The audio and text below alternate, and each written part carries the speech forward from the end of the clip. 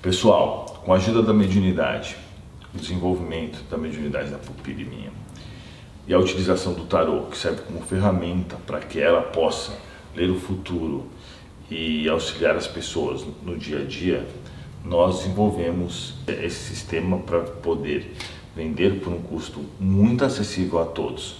Para quem quiser ter acesso ao seu futuro ou a resposta de alguma pergunta, então nós disponibilizamos aqui no site a resposta da pergunta do tarô, que pode ser uma pergunta objetiva, coisa de sim ou não, ou algo mais abrangente, e também disponibilizamos a consulta semanal, que ela vai jogar a carta sendo intuída e conversando com os espíritos, e vai poder te aconselhar como passar a sua próxima semana.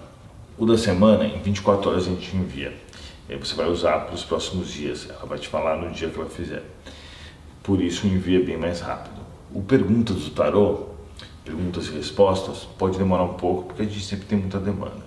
Lembrando que o Chama Violeta é o patrocinador oficial do nosso Instituto Eduardo Sabag. Você conhece a origem do tarô? Não? Então eu vou te contar nesse vídeo. Oi gente, tudo bem com vocês? Meu nome é Pupila e esse é o canal Espiritualidade Raiz, um canal onde a gente fala muito sobre espiritualidade. E hoje eu vou contar pra vocês qual é a origem do tarô, de onde ele veio, quais são as raízes desse oráculo. Mas antes de tudo, dá uma olhadinha na loja Chama Violeta. Vocês já viram aqui na minha camiseta, né? lojachamavioleta.com, loja da caridade, patrocinadora oficial do Instituto Edu Sabag, que é um instituto que faz caridade para gatinhos, cachorrinhos, crianças, idosos que estão em necessidade.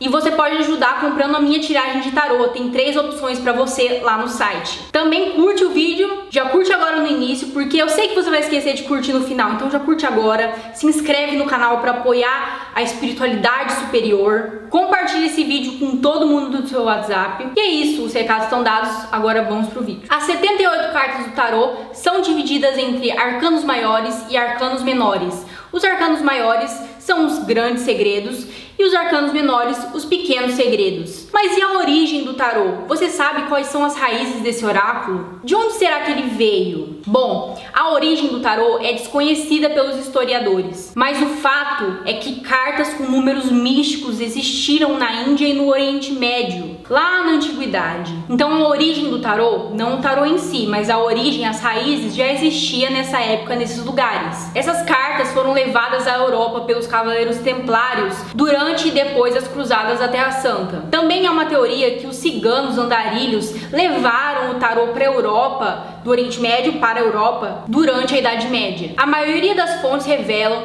que os primeiros oráculos, os primeiros baralhos de tarô surgiram no século XIV. Esses primeiros baralhos parecem ter surgido do antigo jogo italiano de 4 naipes, envolvido com um jogo de 22 arcanos maiores, cuja origem é envolvida de mistério. Anthony Cortes de Gebelin, ocultista, padre, maçom e linguista francês, estava convencido da origem real do tarô. Ele estava convencido de que os 22 arcanos maiores do tarô vieram de um antigo livro egípcio chamado Livro de Thoth. Gebelin acreditava que esse antigo livro foi levado para a Europa pelos antigos magos viajantes no começo da Idade Média e depois foram perdidas ou ocultadas. Gebelin desenvolveu seu próprio baralho usando 77 cartas, mais o louco, que totaliza 78 cartas. O louco era a carta 0. Seu livro, Mundo Primitivo, analisado e comparado com o mundo moderno, volume 8, tinha capítulos sobre o tarô e tinha também 78 figuras de cada carta que serviram de base para a confecção de diversos baralhos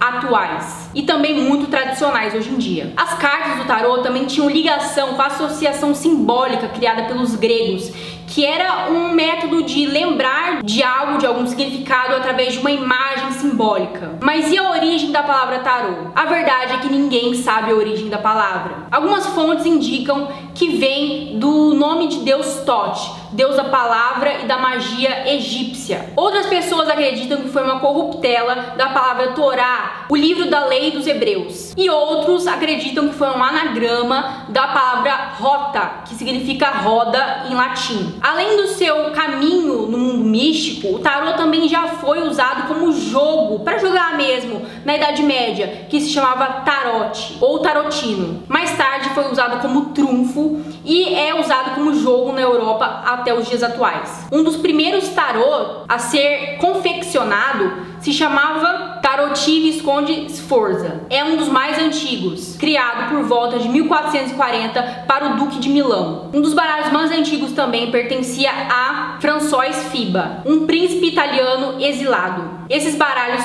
são encontrados no Museu Britânico. Um dos baralhos mais antigos também é o de Marsella, que surgiu no final do século XV e é um dos mais populares até hoje. Agora vamos falar de Renascimento. No Renascimento surgiu o interesse pela magia, pelo oculto, pelo esotérico pelas pessoas, né? Principalmente pela corte. Durante esse período, o tarô se espalhou pela Europa, seu berço adotivo, e pela América do Norte, entre outras partes do mundo. Eliphas Levi, cabalista e filósofo, acreditava que a origem do tarô estava enraizada no alfabeto sagrado enotiano dos hebreus. E também não acreditava que o tarô previa futuro, e sim revelava grandes segredos aos sábios. No final do século XIX, Dr. White desenvolveu o seu próprio baralho de tarô, único, tradicional e muito radical. Mais tarde chamado de tarô Rider-Waite, que é o White Radical, com a ajuda da artista Pamela Coleman Smith. White era um iniciado da Ordem Hermética da Aurora Dourada, um grupo de ocultistas